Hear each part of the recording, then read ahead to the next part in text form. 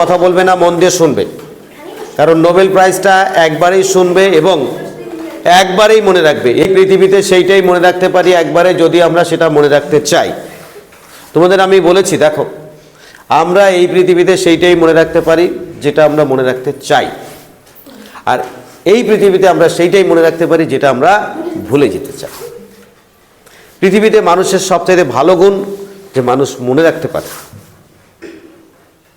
আর পৃথিবীর সবচাইতে মানুষের ভালো গুণ যে মানুষ মনে রাখতে পারে না। মানুষ যদি মনে রাখতে না পারতো তাহলে মানুষ হয়ে উঠতে পারতো না। কি আমরা মনে রাখতে পারি বলেই আমরা কি পৃথিবীতে সমস্ত জিনিসকে এগিয়ে নিয়ে যেতে পারি।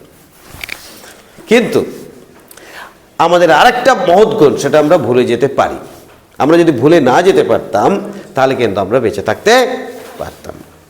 কি ভুলে যদি না যাই তাহলে আমাদের যে নিজের মানুষ, আত্মীয় স্বজন, বন্ধু বান্ধব যারা চলে গেছে, অ্যাক্সিডেন্ট হয়েছে অনেকের, অনেক জায়গায় অনেক রকম দুর্ঘটনা ঘটেছে, অনেক কিছু খারাপ ঘটনা ঘটেছে, সেইটা যদি আমরা না ভুলে যেতে পারতাম তাহলে কিন্তু আমরা বেঁচে থাকতে পারতাম না। তাই বিচিত্র এই পৃথিবীতে একই জিনিস পজিটিভ, এক একটা নেগেটিভ, সেটা হচ্ছে মনে রাখা। তো তোমাদের মনে রাখার জন্য আমি এই কথাটা কেন বললাম, কারণ মনে রাখতে গেলে প্রথম কথা হচ্ছে মনে রাখার চেষ্টাটা করতে হবে। ব্যাস, আজকে যেটা আমাদের আলোচনার বিষয় সেটা হচ্ছে নোবেল। প্রথম যে পয়েন্টটা তোমাদের দেব নোবেল, সেটা হচ্ছে নোবেল পুরস্কারটা কোন দেশ থেকে দেয়। অলরেডি তোমরা জানো যে নোবেল পুরস্কার দেওয়া হয় সুইডেনের যে রাজধানী স্টকহোম থেকে দেওয়া হয়, এবং কত তারিখে? ডিসেম্বর, এভরি ডিসেম্বরে কত তারিখে? সাধারণত 10 তারিখে দেওয়া হয়। 10 তারিখে কেন? কিউকি তোমরা জানো যে নাম্বার 2 যে পয়েন্টটা তোমাদের বলছি তার নাম হচ্ছে আলফ্রেড বেনার্ড নোবেল। তিনি আবিষ্কার করেছিলেন কি? তিনি আবিষ্কার করেছিলেন ডাইনামাইট, অর্থাৎ ডিনামাইট। তিনি এই ডিনামাইট আবিষ্কার করার পরে তোমরা জানো যে পাহাড়ের মধ্য দিয়ে রাস্তা তৈরি করতে গেলে পাথর ভাঙতে হয়, পাথর ভেঙে তার রাস্তাটা তৈরি করতে হয়। তো সেইভাবে সেই হাতা খুন্তি দিয়ে ওই ভেঙে রাস্তা তৈরি করার যে যন্ত্রণা, যে কষ্ট, এইটা দেখে তিনি ডিনামাইট আবিষ্কার করলেন, যে ডিনামাইট দেব, পাথর ভেঙে চুরমার হয়ে যাবে, তার মধ্যে যে রাস্তা তৈরি হবে। এবং সেইটা যখন আবিষ্কৃত হয়ে গেল, রাস্তা তৈরি করার জন্য বোধহয় লক্ষ লক্ষ লক্ষ লক্ষ কোটি কোটি টাকা দিয়ে সব বিক্রি হতে থাকলো, আর প্রচুর টাকার মালিক হয়ে পরবর্তীকালে তিনি দেখলেন যে ওই ডিনামাইট দিয়ে লোকে রাস্তা তৈরি করছে না, ওর বাড়িতে ডিনামাইট ফাটাচ্ছে, ওই দেশটা শেষ হয়ে যাচ্ছে, ওই দেশ আবার এখানে চলছে। তাহলে তিনি ভাবলেন যে এই টাকা দিয়ে আমি কি করব, এ তো আমার নাকামের টাকা।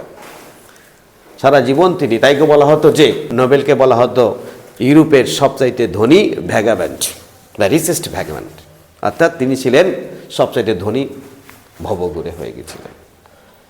এর অদ্ভুত ব্যাপারই তাই যে আমরা বিজ্ঞানের আবিষ্কারগুলো সবসময় পজিটিভ থেকে নেগেটিভটা বেশি ব্যবহার করি, হ্যাঁ কি নেই? আর এটাই হচ্ছে আমাদের পাপের কাজ। যাক, সে পাপ নিয়ে ভেবে লাভ নাই, আমার কিন্তু পাপ মুক্তিটা দরকার। তার নাম্বার হচ্ছে যে কিভাবে আমরা এই নোবেল প্রাইজ সম্বন্ধে ডিটেল জানবো। তোমাকে দেখো, এই নোবেল প্রাইজ কত সালে দেওয়া হলো? 1901 সালে। এবং কত তারিখে বললাম? 10ই ডিসেম্বর। কিন্তু এই তারিখটা হচ্ছে আলফ্রেড বেনার্ডের কি মৃত্যুদিন, সেইটাকে। তাহলে এই ডিসেম্বরে কেন করলাম? কারণ এই ডিসেম্বরের ভেরি রিসেন্ট 10 তারিখে এই পুরস্কার বিতরণ কমপ্লিট হয়ে গেছে। এইবার আমরা যাব এই নোবেল প্রাইজ কি কি বিষয়ের উপর দেওয়া হয়। তোমাদের আমি একটু মনে রাখার জন্য পড়ি, সেটা হচ্ছে এপাশে একটা পি লেখো, এপাশে একটা পি লেখো, আর মাঝখানে ক্লেম করো। তাহলে কি বললাম? এপাশে একটা পি আর এপাশে একটা পি, মাঝখানে ক্লেম। Physics, chemistry, language, human economics, M for medicine और पी फॉर पीस। तो जो भी हो 1 2 3 4 5 6 অর্থাৎ মোট 6টা বিষয়। তবে শান্তিতে যে নোবেলটা দেওয়া হয় তোমরা দেখো, দি prize ceremony is held in Stockholm, Sweden in December every. The peace prize is not awarded at Stockholm but the prize is annually in Oslo, Norway on the same day. অর্থাৎ একই দিনে শান্তিতে যে নোবেল পুরস্কারটা সেটা কিন্তু স্টকহোমে দেওয়া হয় না, এটা দেওয়া হয় নরওয়ের রাজধানী অসলোতে। Q Norway? কারণ দেখো, এই যে শীতকাল আছে, তোমরা সবাই জামা টামা গায়ে দিয়ে বেশ জুবুতু বয়ে আছো, আর গরমকাল হলে পরে কি হতো? মাথা গরম থাকতো, এদিকে গরম, এই তুই এদিকে আয়, তুই এদিকে আয়, তোর কানে গাড়ি মারবো, বিভিন্ন রকম ব্যাপার থাকতো। তাই পৃথিবীর যত শান্তির দেশগুলো দেখবা সব ঠান্ডা দেশ। পৃথিবীর মধ্যে সবচেয়ে শান্তিশীল দেশের নাম হচ্ছে নরওয়ে। তো তারা পুরস্কার দেবে, তো তুমি দেবে? যেখানে রাত দিন 24 ঘন্টা ধর্মের নামে যুদ্ধ চলছে, মারামারি চলছে। সো দ্যাট আমাদের কাছে মনে হয়েছে যে ওদের দেওয়া যোগ্য। এবার নোবেল প্রাইজ সম্বন্ধে আমাদের মূল আলোচনার বিষয়ে চলে যাই। নোবেল প্রাইজ তাহলে কী কী বিষয়ের উপর দিলাম অলরেডি তোমরা দেখে নাও পেজটা। ফিজিক্সে, কেমিস্ট্রিতে, ফিজিওলজি বা মেডিসিনে, অলরেডি লিটারেচারে। তুমি দেখো এখানে কোথা থেকে দেওয়া হয়, পরিষ্কার তুমি দেখবে। রয়্যাল সুইডিশ একাডেমি থেকে সায়েন্সের দেওয়া হয়, রয়্যাল সুইডিশ একাডেমিকে কেমিস্ট্রিতে দেওয়া হয়, দি নোবেল অ্যাসেম্বলি অ্যান্ড এই দেখেছো কার্লোস্কাই ইনস্টিটিউট থেকে দেওয়া হয়, সেটা হচ্ছে ফিজিওলজির উপর। তারপর লিটারেচার সুইডিশ একাডেমি থেকে দেওয়া হয়, তারপরে পিস নরওয়ে নোবেল কমিটি থেকে দেওয়া হয়। ইকোনমিক্স স্টার্টেড, এই ইকোনমিক্স সম্বন্ধে কিন্তু একটু জানা দরকার। ইকোনমিক্স সম্বন্ধে তোমাদের একটু জানা দরকার। সেটা হচ্ছে ইকোনমিক্সের যে নোবেল প্রাইজ পাইলে ছিল না। তোমাদের আমি আগেও বলেছি, দেখো কোনো স্টুডেন্টকে যদি তার মতো যদি সত্যিকারের চাকরির প্রতি একটা তৃষ্ণা, স্পৃহা তৈরি হয়ে যায়, তাকে আটকানো যাবে না। সে পড়াশোনা করতে করতে কখন সকাল হয়ে যাবে সে নিজেই রিয়েলাইজ করতে পারবে না। আমি ঠিক বলছি কিনা ভুল বলছি? তো তোমাকে ঠিক বলছো তো? Very good. আমি কি বললাম, যে আকর্ষণ যদি তোমার পড়াশোনা, কেউ কোনো একটা স্টুডেন্টকে বুকে ঝোঁকে রাত দিন বিভিন্ন রকমের সহায়তা করে তাকে পশ্চিমবঙ্গে মাধ্যমিকে, উচ্চ মাধ্যমিকে ফার্স্ট করে দেওয়া যায়, কিন্তু একটা স্টুডেন্টকে বুকে ঝোঁকে তাকে বিভিন্ন রকমের কথা বলে কখনো চাকরি পাওয়ানো যায় না। क्योंकि চাকরি পেতে গেলে যে তামান্না হোনা চাইয়ে, ও কোথা থেকে আসবে? ভিতর। মোটিভেশন ক প্রকার? দু প্রকার। Very good. একটা হচ্ছে কি ভিতরের থেকে আসবে তোমার, আর একটা হচ্ছে আমরা যারা টিচারের চেষ্টা করি, তাই একটা হচ্ছে এক্সটার্নাল আর একটা হচ্ছে ইন্টারনাল। তো তোমার ইন্টারনাল যদি জিরো থাকে, বাইরে থেকে যতই দাও কাজের কাজ করতে হবে। বেশ, এইবার আমরা চলে আসবো নোবেল প্রাইজ ভারতে কে কে পেয়েছে। ইন্ডিয়া ফার্স্ট নোবেল কে পেল? 1913। তারপরে 1930 সিভি রামন। পরীক্ষায় থাকে ভারতবর্ষের কোন সায়েন্টিস্ট প্রথম নোবেল পেয়েছে? কে? সিভি রামন। তারপরে 68 ভারতীয় বংশোদ্ভূত ডাক্তার হরগোবিন্দ খোরালা। তারপরে 1979 মাদার টেরেসা শান্তিতে পেলেন। মাদার টেরেসা আমাদের ভারতীয় জন্ম নয়, তিনি অ্যালবেনিয়া, যুগোস্লাভিয়ার অ্যালবেনিয়া জন্মগ্রহণ করেছিলেন, কিন্তু তিনি ভারতীয় ছিলেন এবং ভারতকে নিয়েই তার জীবনের শেষ পর্যন্ত কেটে গেছে। তারপরে কি বলো, কে পেল? এস চন্দ্রশেখর। এস চন্দ্রশেখর ভারতীয় বংশোদ্ভূত, কিন্তু আমেরিকায় রিসার্চ গবেষণা করে তিনি পেয়েছিলেন। তারপর হচ্ছে কে পেলেন, এখনো বেঁচে আছেন শান্তিনিকেতনে যিনি, তার নাম হচ্ছে অমর্ত্য সেন। কথা বলো না। তারপর হচ্ছে কত? 2001 কে? ভিএস নৈপাল। তারপরে 2014 থেকে বলো, মনে থাকে না।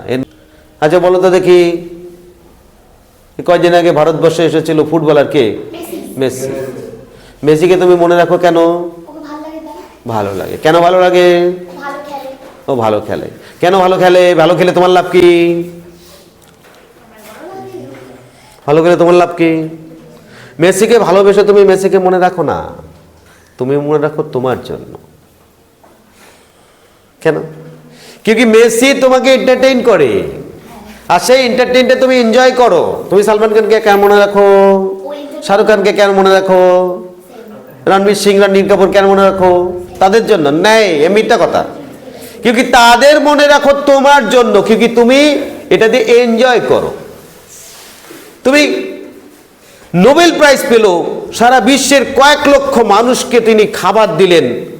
নোবেল প্রাইজ পেয়েছে এর মধ্যে যে কজনকে বললাম? কেউ নোবেল পেয়েছে? নেই। মেসি নোবেল পেয়েছে? নেই। শাহরুখ খান নোবেল পেয়েছে? নেই। কিন্তু যে ব্যক্তি নোবেল পেয়েছে এবং কয়েক লক্ষ অনাথাতুর মানুষকে খাবার দিয়েছে, তার নাম হচ্ছে কি? কৈলাস সত্যার্থী। এই কৈলাস সত্যার্থীর নাম তোমাদের মনে নেই, কারণ ভেরি গুড, তিনি নেচেও দেখাচ্ছেন না, তিনি কি গানও গাইছে না, তিনি ফুটবলে বাড়িও মারছে না, क्योंकि तुम्हें एंटरटेन करছে না, তাই तुम्हें कोई अंदर से कोई तमन्ना नहीं है उसको याद रखे। তাই আমরা যাকে মনে রাখি তার জন্য নয়, মনে রাখি আমার জন্য। তাহলে আমরা কি? আমরা হচ্ছে স্বার্থপর। নেক্সট, তাহলে এই কথা বলো না, 2014 পরে তারপরে 2019 কে? অভিজিৎ বিনায়ক বন্দ্যোপাধ্যায়। অভিজিৎ বিনায়ক বন্দ্যোপাধ্যায় এবিবি, এবং তার সঙ্গে পেয়েছিল তার ওয়াইফ ডাফলো। এই দুজনে পেয়েছিল কিসের উপর? অর্থনীতিতে।